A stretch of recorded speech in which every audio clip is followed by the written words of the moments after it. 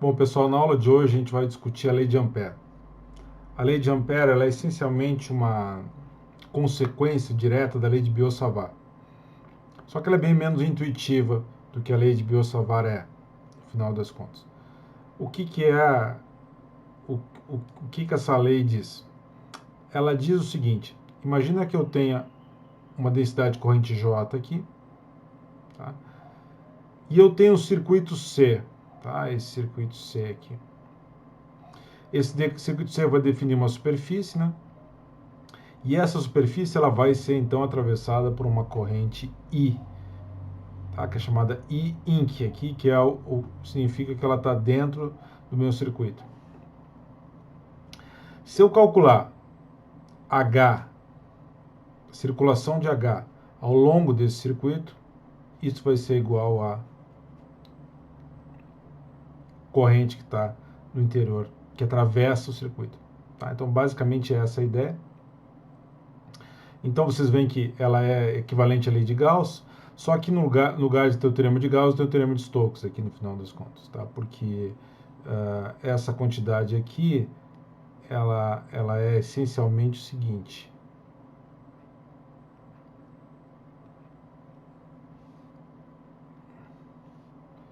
Ela é igual, né, a uma integral de superfície, agora a superfície definida por aquele circuito, de J S. Tá bom? Então, eu tenho uma equivalência entre essas duas formulações, em que eu substituo a lei de Gauss pela lei pelo teorema de Gauss pelo teorema de Stokes. Basicamente é essa a ideia. Nós vamos discutir algumas aplicações delas. As aplicações da lei de Ampère, elas são um pouco parecidas com a aplicação da lei de Gauss. Tá? Então, assim, são casos em que eu tenho muita simetria, em que eu consigo aplicar isso com algum grau de facilidade. Tá? Então, eu posso usar ela para calcular o campo H também, se eu quiser. Nós vamos fazer um exemplo logo na sequência. Nós vamos resolver agora o problema do cabo coaxial. O que é o cabo coaxial? Tem uma corrente I aqui que atravessa esse cilindro mais interno, e eu tenho uma corrente menos I que atravessa o cilindro mais externo. Esse cilindro interno, ele tem um raio,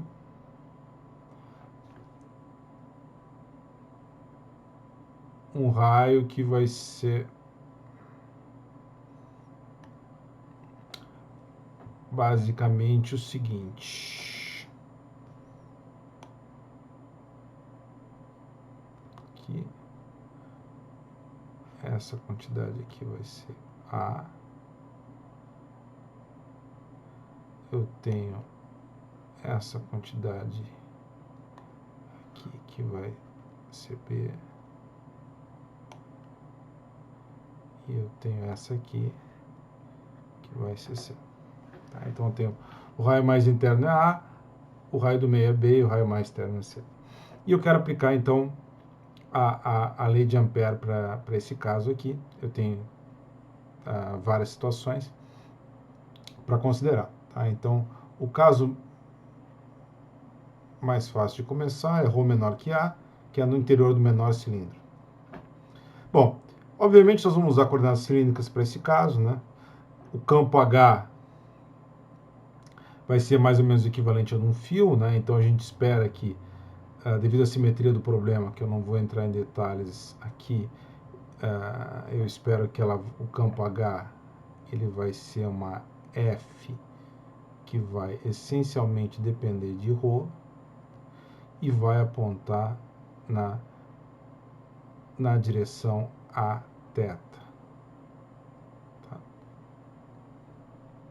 Eu estou usando aqui o fato de que eu penso aqui como fosse uma série de fiozinhos, né? Todos, cada um com uma determinada corrente aqui, no conjunto que vai acabar acontecendo é que eu vou ter um campo que vai apontar necessariamente na direção à θ. Isso aqui é dado, isso aqui depende da localização, vale para todos os casos, e a questão é de determinar esse f de ρ em cada uma das situações. Bom, Essa integral vai ser a mesma nos três casos, né? Que eu tenho que tratar aqui.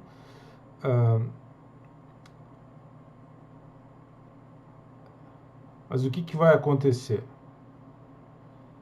No primeiro caso, eu vou precisar...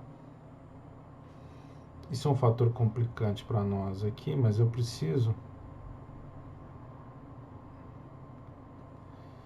Vou tentar fazer isso com uma cor mais forte aqui, para ficar mais claro.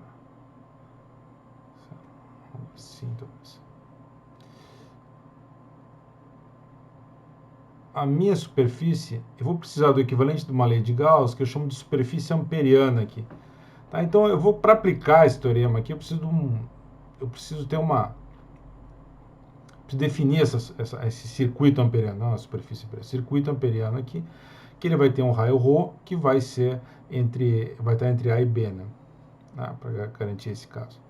Bom, com esse contexto, o que acontece? Eu tenho que... Primeiro, vai ser uma integral trivial aqui, porque o meu circuito amperiano vai ser um círculo, né? Então vai ser uma integral de 0 a 2π. Eu tenho que H é f de ρ a θ. E eu tenho que o dl aqui vai ser ρ e vai estar apontando na direção a θ também. Tá certo? Porque ele é um pequeno... o circuito apronta aqui ao longo a tangente do circuito é na direção a θ. Isso aqui tudo integrado em dθ. Então esse θ com esse θ vai dar 1, esse ρ vai sair para fora porque é constante, essa integral é trivial, então eu fico com uma conta que é 2π ρ f de ρ, que é igual agora a I que está dentro, tá certo? Mas não observe o seguinte, que como condiciona a lei de Gauss também em alguns casos, não é toda a corrente que está aqui dentro, é só uma parte dela. Tá? Que parte vai estar aqui dentro? Isso é um problema, porque vai ser proporcional à área. Quanto maior a área, maior a fração da corrente que vai estar dentro. A corrente total, ela é dada, ela ocorreria, né, se eu tivesse uma área total ali dentro. Então, isso vai ser proporcional à razão das áreas. Então, vai ser a área do meu cilindro é π ρ ao quadrado sobre πa ao quadrado, tá? Vezes I. É a razão dessa areazinha aqui sobre essa área total aqui. Então, é π ρ ao quadrado sobre π ao quadrado. Esse π vai cortar com esse π, eu fico com ρ ao quadrado sobre A ao quadrado. E eu fico que f de ρ é igual a o quê? Vou passar o ρ para lá, então vai ficar ρ I sobre 2π. Esse ρ ao quadrado vai cortar com esse ρ, fica ρ aqui, né? Mas eu fico com A ao quadrado aqui. Tá? E isso me permite, então, concluir que, nesse caso, H é igual a ρ I 2π ao quadrado, que aponta na direção a θ.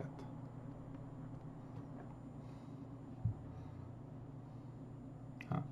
Isso se ρ for menor que A. Então, vou selecionar esse pedaço aqui, né?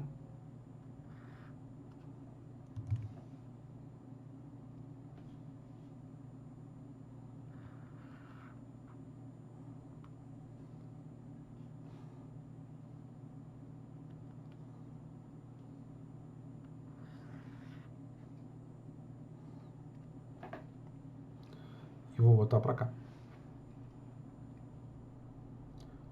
Beleza. Bom, o que vai acontecer agora no caso em que ρ está entre A e B? Então vamos fazer isso. Vamos apagar algumas coisas aqui.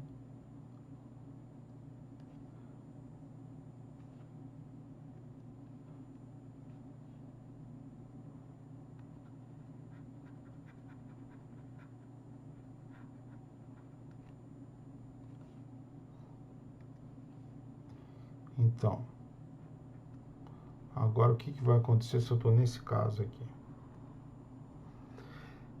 Esse termo aqui é tudo igual. Aqui é tudo igual. Tá? O que começa a mudar é a partir daqui.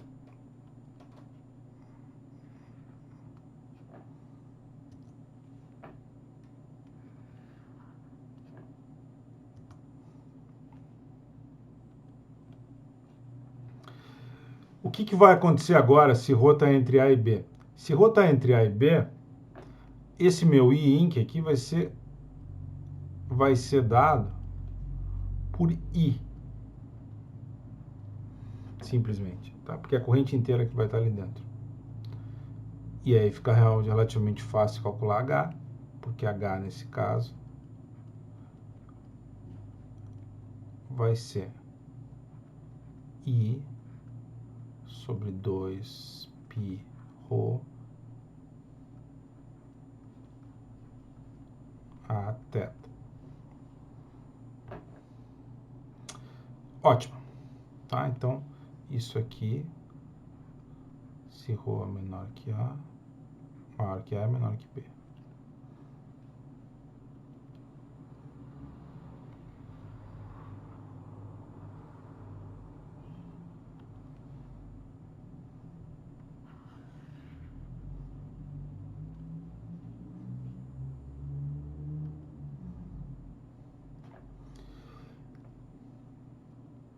Agora, nós vamos para o caso mais interessante. O caso mais interessante é o seguinte.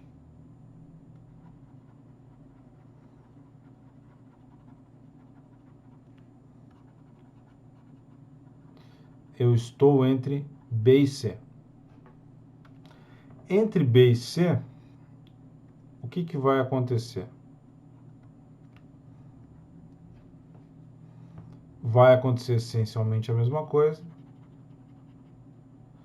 Só que agora vai ter o seguinte. Eu vou ter uma superfície gaussiana aqui que vai estar aqui, por exemplo.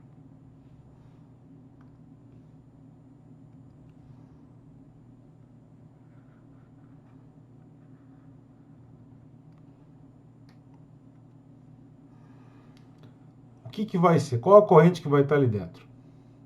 A corrente que vai estar ali dentro vai ser I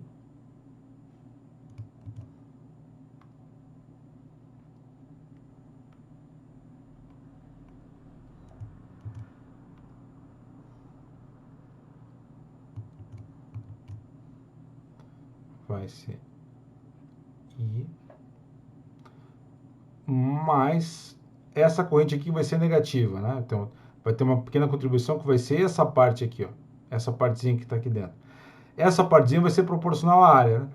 Se fosse toda essa área, todo esse volume aqui, na verdade, toda essa área que está aqui, né? Que estivesse contribuindo, eu teria menos I, mas é proporcional à razão da, né? Então, vai ser proporcional à razão dessa área total aqui em relação a essa área pequena aqui.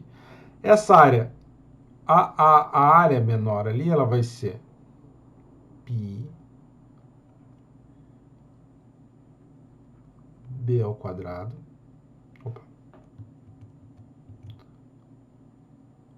ao quadrado, menos essa parte aqui, ó, essa área que está aqui dentro, tá certo? Essa área é a área de um círculo também, tá? Que vale π, como a área aqui é total, π ao quadrado. Então eu tenho que desconsiderar isso. Tá? Eu já estou fatorando π para fora. E tem um erro aqui que eu tenho que desconsiderar, que é o seguinte. tem um sinal errado aqui na minha conta, porque eu tenho que lembrar que isso é negativo, né?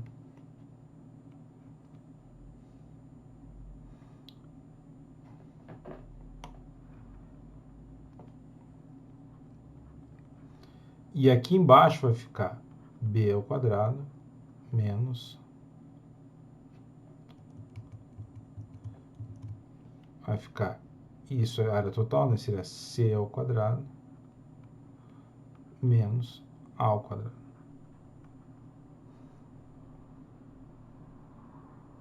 Tá certo isso? Não, porque não é essa área aqui, não é A, é B, né? Então vamos apagar esse B aqui.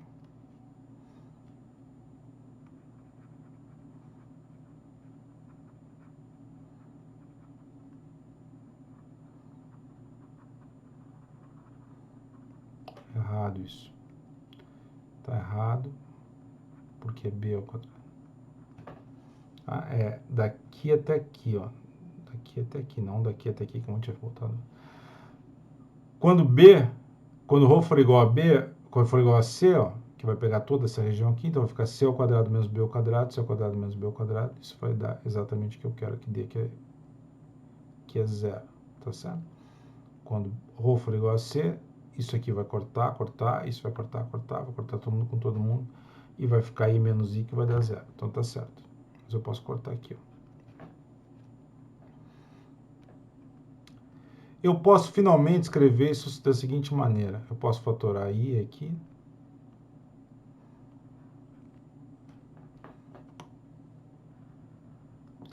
Isso fica C ao quadrado menos B ao quadrado. E fica C ao quadrado menos B ao quadrado menos ρ ao quadrado mais B ao quadrado. E isso é... Esse ρ vai cortar, esse B ao quadrado vai cortar com esse B ao quadrado. E isso aqui vai ficar I que multiplica C ao quadrado menos ρ ao quadrado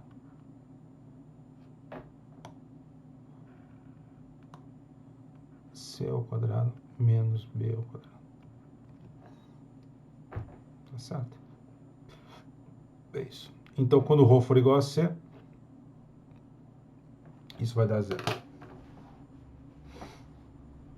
Beleza. Bom, isso aqui, então, me permite escrever que H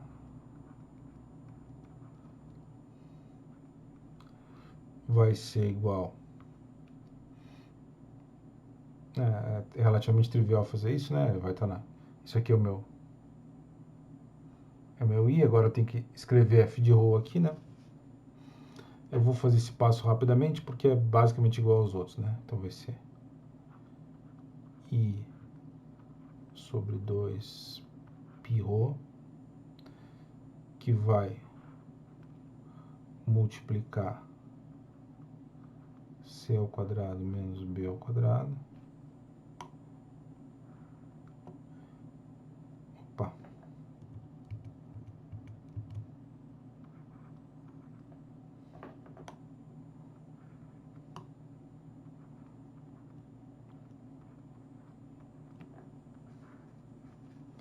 Isso vai estar apontando na direção a θ.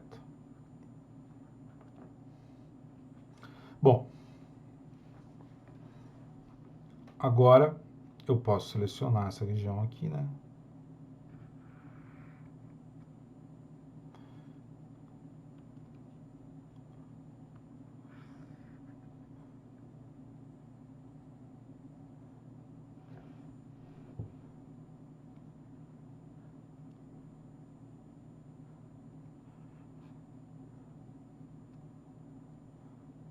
Tá aqui.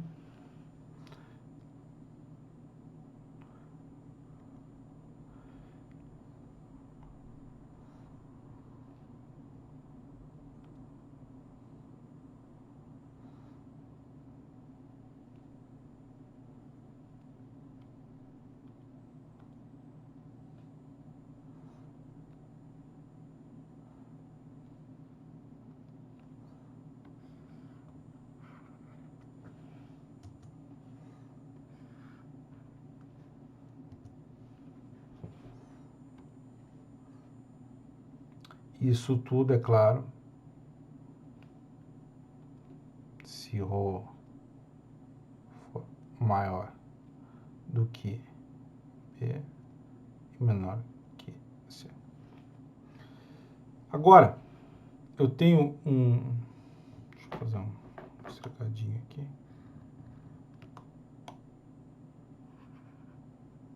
Pra gente trabalhar. O que vai acontecer no último caso?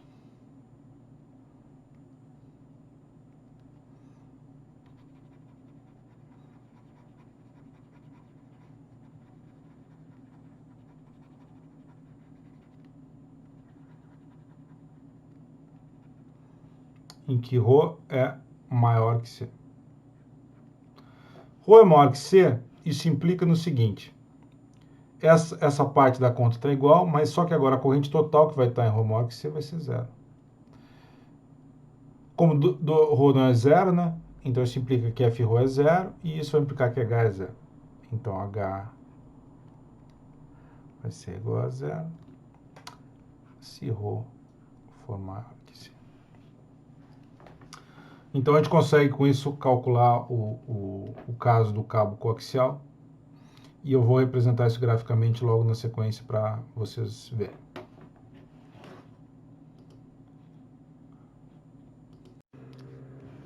Ok, o que acontece, então, com o campo H na direção φ aqui, desculpa, então eu escrevi φ aqui, mas pode ser na direção θ, ele essencialmente vai crescer de forma linear,